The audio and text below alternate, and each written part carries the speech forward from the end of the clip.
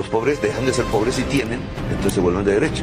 Y viene el problema, porque si es dejar de ser pobre para vivir como en Miami, pues se acabó la humanidad. Y entonces él me dice con un cinismo enorme, caramba, usted no ha comprendido la revolución. La revolución se trata de mantener a los pobres pobres, pero con esperanza, porque los pobres son los que votan por nosotros. Dando a los pobres va uno a la segura, porque ya sabe de que cuando se necesite, se cuenta con el apoyo de ellos. Aquí se evidencia lo que es el socialismo, un fenómeno empobrecedor que lleva a la miseria a nuestros pueblos para tenerlos sometidos a esas políticas de destrucción. Nos parten las piernas y luego nos venden las muletas. Nos mantienen iguales, claro, pero en la pobreza, en la miseria, como Cuba, que no tiene a la gente en la calle como indigentes, porque esos indigentes viven dentro de casas derruidas. Eso es lo que quiere Petro para Colombia, Lula para Brasil, Claudia Sheinbaum para México y todos los demás empobrecedores.